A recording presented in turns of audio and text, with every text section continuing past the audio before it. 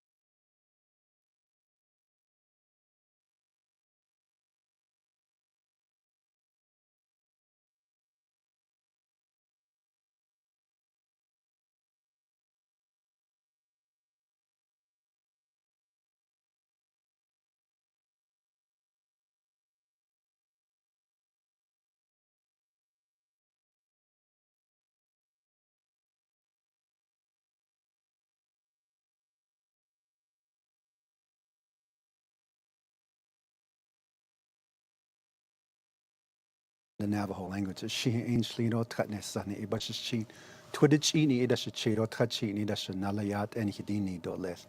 And what I said there is my clans, and also, just honoring our elders and our co-talkers as well, and all our veterans and our warriors that are have served this great country of ours. Well, I grew up on the Navajo Nation without running water or electricity. And, grew up with Republican parents, that teaching of bootstrap mentality. In Navajo, they call it tahuajitega, being self-sufficient and self-reliant.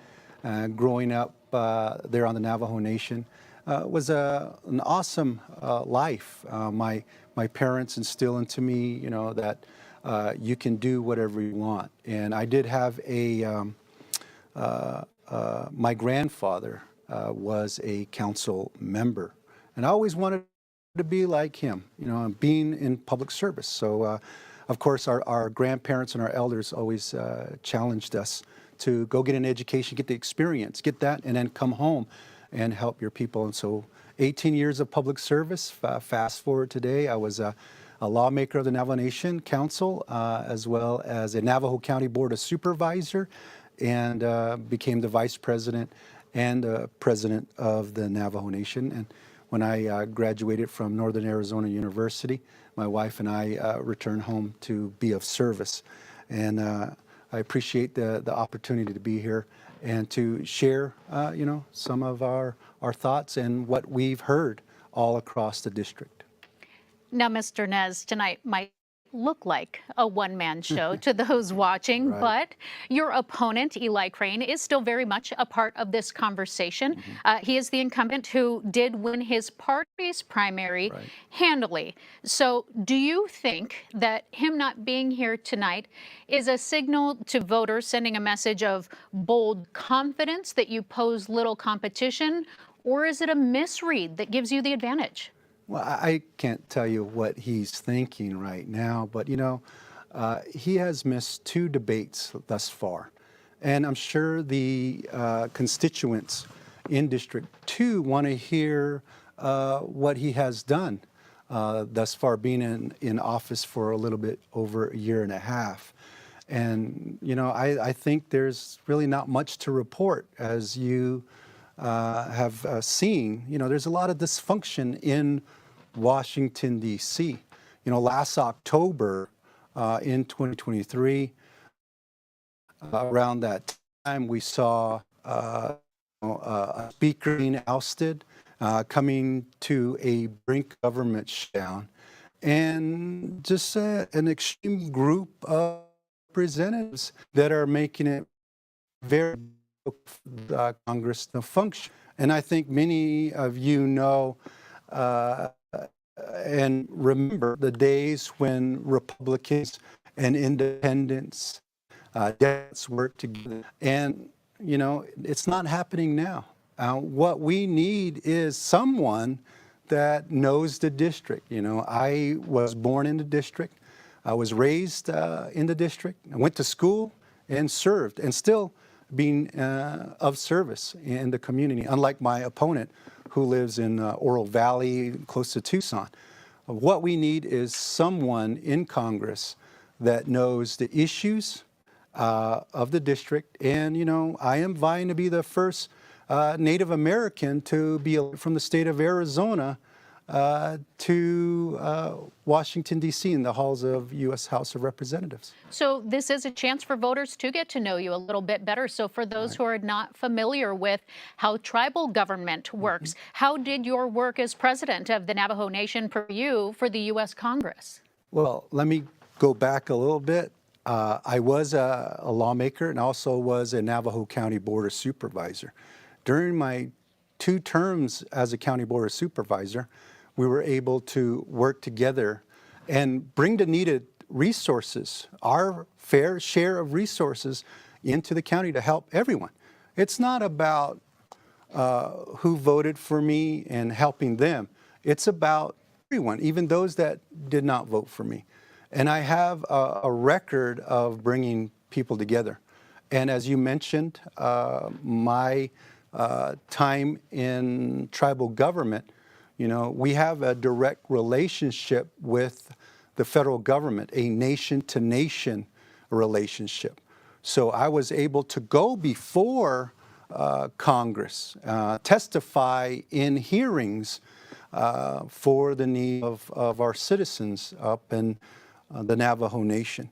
And that will only continue because I have the experience. You know, 18 years of public service does bring a large network. And of course, my opponent has been in service in the military, and we thank him for his service, and we thank all our military men and women who have served, as well as the families. Let's not forget the families.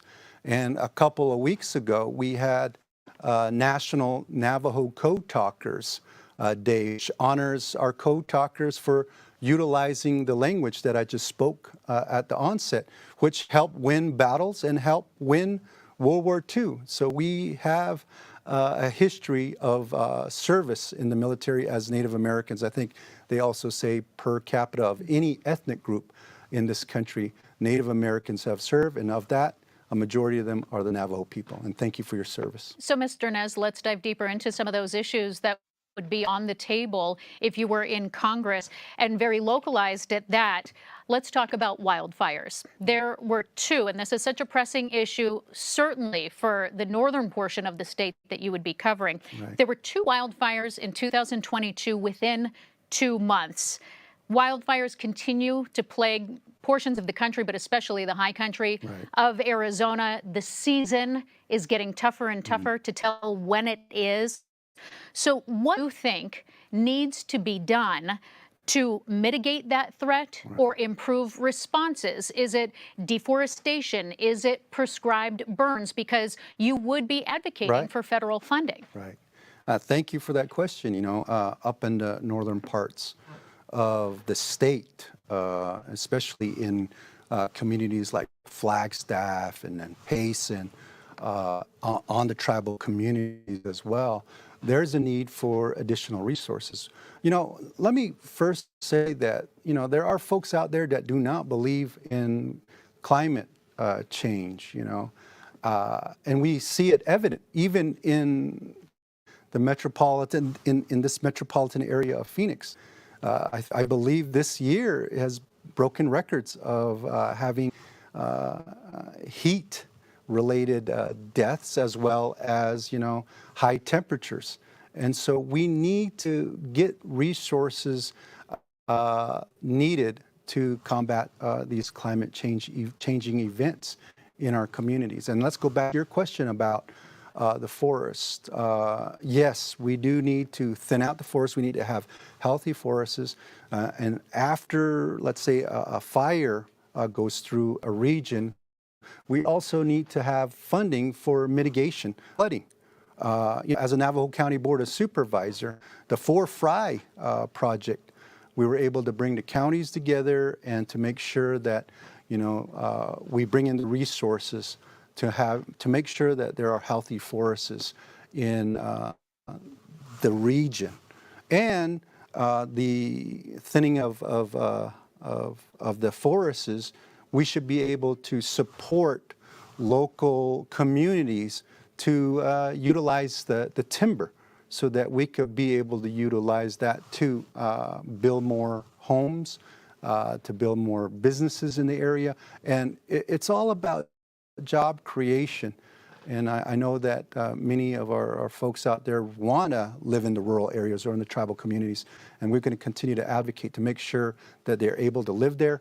And I can go on about the need for child care, affordable child care in those areas as well, so that we can keep our folks who want to stay in the rural parts of Arizona, because a strong rural Arizona is a strong Arizona as a whole. We'll get more to that and the cost of living in just a minute, but just sticking with the wildfires for a moment, if you are talking about forest thinning, the argument, of course, against it is that you destroyed natural habitats. Is there a balance? Well, there is a balance, and you could see that happening in the forests around Flagstaff, and we need to protect folks that have homes in the area as well. And we can't just continue to have enormous growth in those forests. We also need to clean them up and make sure that there is less debris in those forests, because once the fire hits the debris, and that's what takes the fire into into populated areas, and we want to do that. When we do talk about the cost of living, making sure that the middle class can survive across the state, but in Arizona, in Coconino County especially, housing costs have gone way up. They've also had the 17% minimum wage increase. Do you see a change like that as something that helps the people there, or does it hurt small businesses? What needs to be done so that the middle class can survive? Right. Our people are struggling all across the state, and because they see the high prices of food, the high prices of gas, the high prices of and mortgages. And what's the relief? We need to bring in jobs, and also, as I mentioned earlier, the support needed so that people can live in rural Arizona and in tribal communities. For instance, on the Navajo Nation, we built 3 new hospitals on the Navajo Nation. Of course, you build a hospital, you need to recruit and retain staff, professionals in the community. And what we did was we provided housing for those healthcare professionals. At a lower rent for many of those healthcare professionals, so they can stay in the community. But of course, that's just one, because a lot of the healthcare professionals are young, and they are young parents. And we need to also bring the affordable child care into these communities. Child care facilities in rural and tribal communities is needed. And once we were able to bring in some of those resources to build those types of facilities, they're more likely to enjoy being there, and we can keep them in their communities. Of course, as president, we focused on growing our own professionals, getting to school. When we do scholarships, we're able to bring them back home and say, you got to do your residency in our local communities. And let's not forget the trades too. And there's a lot of unions out there that want to, be closer to home rather than traveling miles and miles, maybe even hundreds of miles to work. And that's why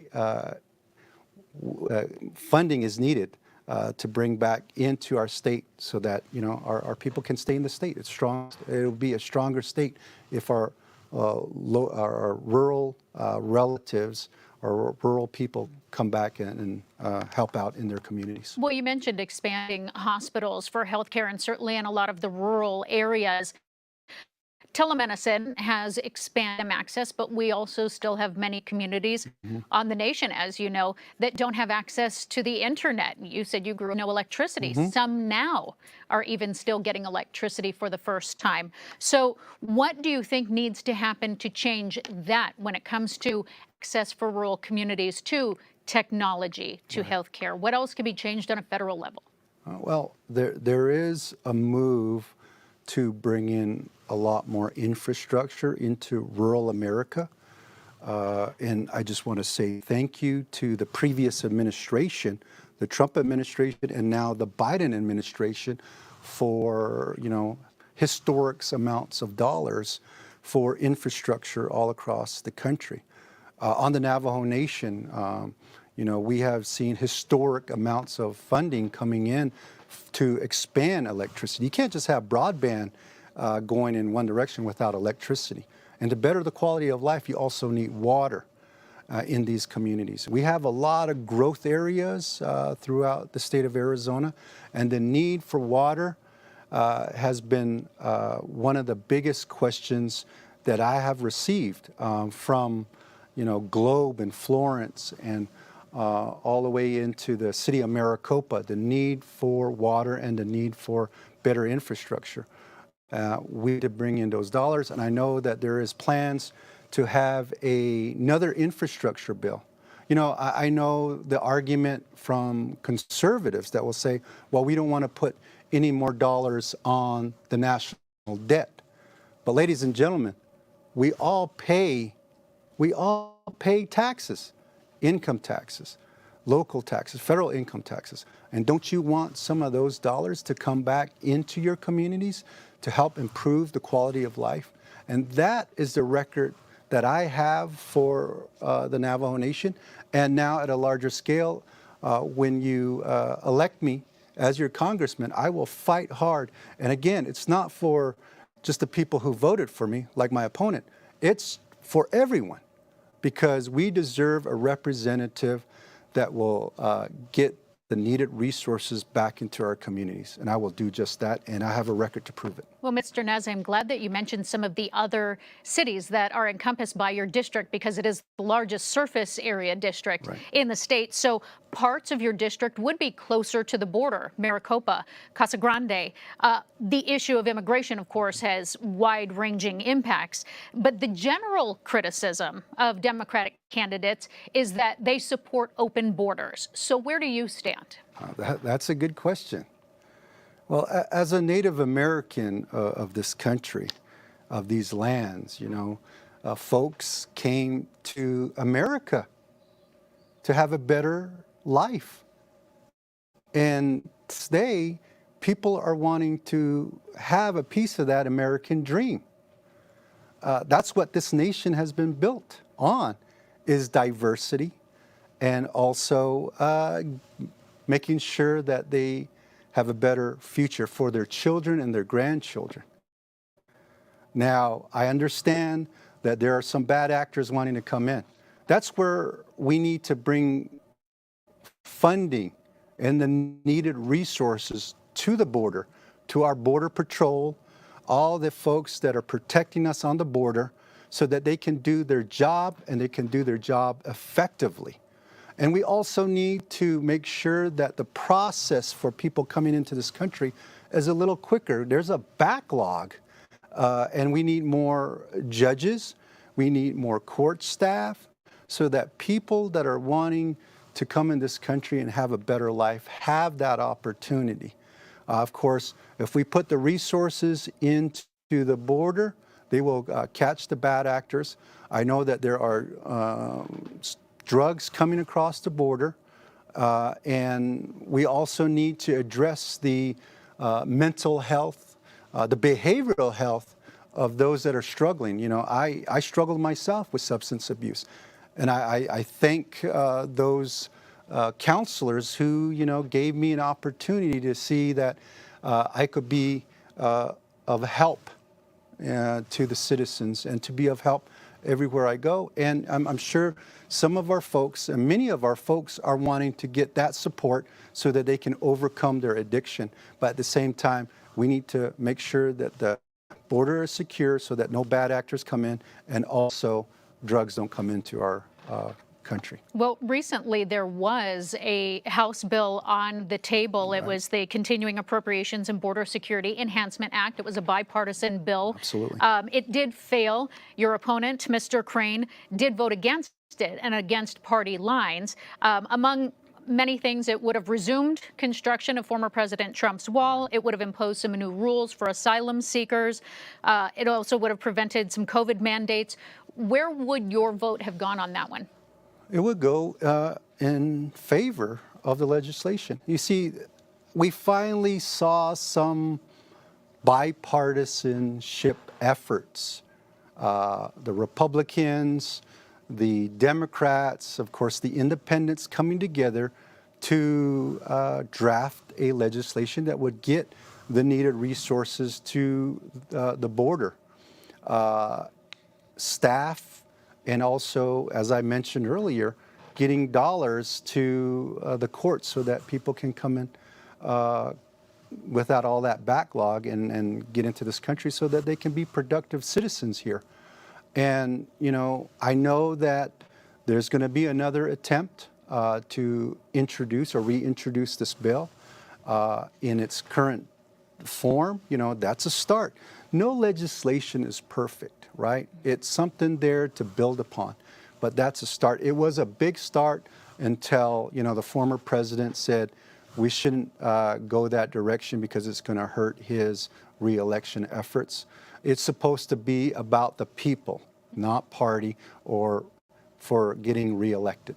And I do want to, because we're starting to run down our time here, but I want to make sure that we get to some natural resources. Also, you talked about water. I also want to ask you about another natural resource, though, uranium. Some want to push for mining. President Biden named an area primed for that as part of a national monument that honors Native Americans specifically. So do you believe that growing uranium mining would help the state's economy, stabilizing energy, or is it hurting the health of people?